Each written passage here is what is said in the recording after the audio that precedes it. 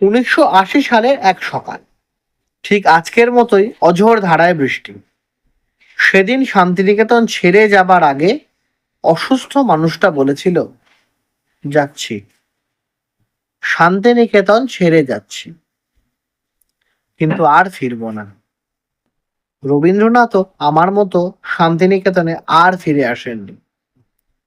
চিকিৎসার জন্য কলকাতা যাওয়ার একদম মন ছিল না, কিন্তু তার ভাইপো দিবাকর বন্ডে সই দিয়ে জোর করে ডাক্তারদের পরামর্শে নিয়ে গিয়েছিলেন কলকাতা। তারপর আর সত্যিই ফেরানো যায়নি সত্তরোর্ধ্ব শিল্পীকে। আজ উপেক্ষিত নায়কের ষষ্ঠদশ পর্বে আমাদের নিবেদন রামকিঙ্কর বেইজ। 1906 সালের বাঁকুড়ার জুগিপাড়ায় চণ্ডীচরণ বেজের ঘরে জন্ম নিয়েছিলেন রামকিঙ্কর। মধ্য কৈশোরে তিনি ভালো মূর্তি করতেন ও অসহযোগ আন্দোলনে অংশগ্রহণকারী স্বাধীনতা সংগ্রামীদের ছবি আঁকতেন। কিন্তু এরপর তার জীবনে এক নতুন মোড় আসে। রামানন্দ চট্টোপাধ্যায় তাকে দেখে মুগ্ধ হন ও জিজ্ঞাসা করেন, কি রে, আমার সাথে যাবি?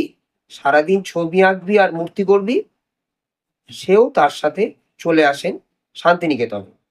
রামানন্দ এসেই তাকে নন্দলাল বসুর কাছে সঁপে দেন। নন্দলাল বসু তাকে বলেছিলেন, তুমি তো সবই জানো, থাকো কিছুদিন। তবে তিনি কিছুদিন না, সারা জীবন থেকেছিলেন। তিনি বিশ্বভারতীর চারুকলার ছাত্র হিসেবে যোগদান করেন ও ডিপ্লোমা অর্জন করেন। পরে তিনি ভাস্কর্য বিভাগের প্রধান হয়েছিলেন। রবীন্দ্রনাথ একদিন তাকে কাছে ডেকে বলেছিলেন, তোর গড়া মূর্তিতে আশ্রম ভরিয়ে দে তো, একটা শেষ হবে আর একটা করবি। ব্যাস, আশ্রম ভরে গেল তার। ভাস্কর্যে সাঁওতাল পরিবার, সুজাতা, আরো কত বিখ্যাত ভাস্কর্য ছিল তখন। আধুনিক পশ্চিমা শিল্প ও প্রাক উত্তর শাস্ত্রীয় ভারতীয় শিল্প তার উল্লেখযোগ্য বিষয় ছিল।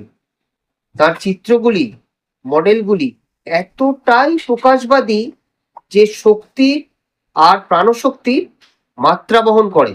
তিনি ভারতীয় শিল্পে আধুনিকতার জনক ও অন্যতম শ্রেষ্ঠ শিল্পী।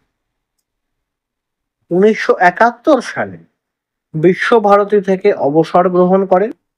তাঁর কয়েকটি ভাস্কর্য কলাভবন, শান্তিনিকেতন, প্রয়াত রানী ছন্দ সংগ্রহ ও চারুকলা একাডেমি, কর্ণাটকাতে পরসাদ, বেঙ্গালুরু ললিত কলা academy, national library of modern art, reserve bank of India new দিল্লির আর্ট গ্যালারিতে সংরক্ষণ করে রাখা আছে।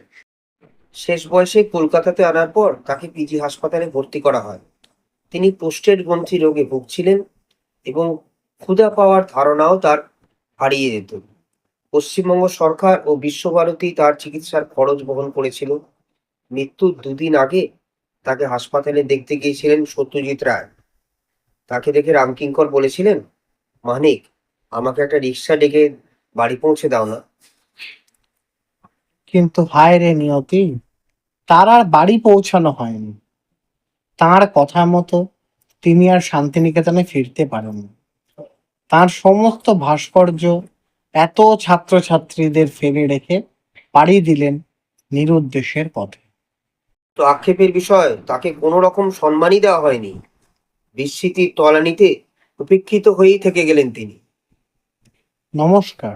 নমস্কার।